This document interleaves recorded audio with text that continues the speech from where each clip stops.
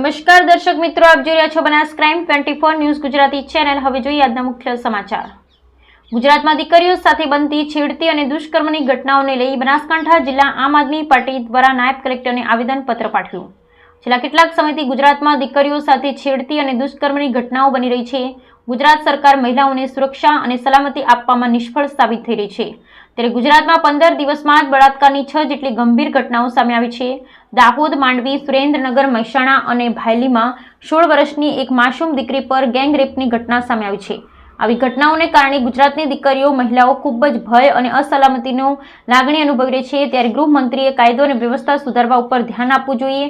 એને બદલે ગૃહમંત્રી ફાફા ફોજદારી, ફાલતુ નિવેદનો અને રીલ બનાવવામાં વ્યસ્ત છે। આ પરિસ્થિતિમાં ગુજરાતની મહિલાઓએ શું કરવું? આથી ગુજરાતના તમામ પરિવારો વતી આમ આદમી પાર્ટી દ્વારા માંગ કરવામાં આવી હતી કે ગુજરાતની કાયદા વ્યવસ્થાની સ્થિતિને તાત્કાલિક સુધારી મહિલાઓને સુરક્ષાની બાંહેધરી આપવામાં આવે અને આવી કથળેલી કાયદા વ્યવસ્થાની સ્થિતિ માટે જવાબદાર એવા ગૃહમંત્રીને પદભ્રષ્ટ કરવામાં આવે તેવી આમ આદમી પાર્ટી બનાસકાંઠા દ્વારા માંગ કરવામાં આવી હતી। Bureau report Haresh Thakkar, Deesa, Banaskantha. જય હિન્દ સાથીઓ, આપણે છેલ્લા ઘણા સમયથી જોઈએ છીએ ગુજરાતમાં કે અવારનવાર ગુજરાતમાં ગુનાઓની ઘટના બનતી જાય છે અને એમાં પણ જોઈએ ત્યારે ગુજરાત હંમેશા કહેતું હોય છે કે અમે નારી શક્તિને માન આપીએ છીએ, સન્માન આપીએ છીએ।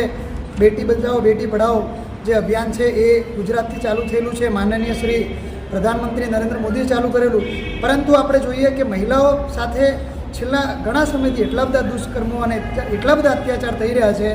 હમણાં છેલ્લા 15 દિવસમાં જોઈએ તો મહેસાણા, વડોદરા, સુરેન્દ્રનગર, પછી દાહોદ, આમાં નાની નાની દીકરીઓ સાથે ગેંગ રેપ કરવામાં આવે છે અને અત્યાર સુધી એક પણ માણસને એને સજા આપવામાં નથી કે પકડવામાં નથી।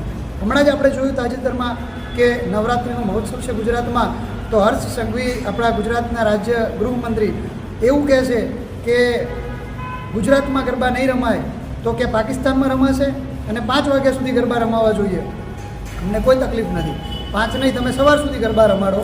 પરંતુ જે આ ગરબાઓમાં હમણાં વડોદરામાં બનેલી ઘટના, અમદાવાદમાં બનેલી ઘટના કે જેમાં ગરબા કરીને જતી બેન દીકરીઓ ઉપર રેપ થયું છે, તો શું એ બેન દીકરીઓને ન્યાય માટે પાકિસ્તાન જવાનું? શું એ બેન દીકરીઓની રક્ષા માટે આપણે પાકિસ્તાનથી પોલીસ લાવવાની? જો તમારી ઓકાત ના હોય, જો તમારી તાકાત ના હોય એમનું રક્ષણ કરવાની, તો તમે કંઈ ના કરી શકતા રાજીનામું આપી દો। અને તમે જેમ કહો છો એમ કે શું અહીંયા ગરબા નહીં રમત પાકિસ્તાનમાં રમાશે, અમે જ કહીએ છીએ કે શું તમે રક્ષણ નહીં આપી શકો? તમારે પાકિસ્તાનથી માણસો લઈને રક્ષણ બેન દીકરીઓનું કરવાનું? તો ફરીથી હું ગુજરાત સરકારને આજે અમે લોકોએ આવેદનપત્ર આમ આદમી પાર્ટી દ્વારા આવેદનપત્ર આપ્યું છે કે હવે પછી કોઈ પણ આવી ઘટના ગુજરાતમાં ના બનવી જોઈએ। સાથે જે પણ આવી ઘટના બને છે તો જે બી અત્યાચારીઓ છે એમને સજા મળવી જોઈએ અને આ ના થતું હોય તો રાજ્ય ગૃહમંત્રીએ એમના પદ ઉપરથી રાજીનામું આપી અને 12 માસ ગરબા રમવા જોઈએ। ખૂબ ખૂબ આભાર।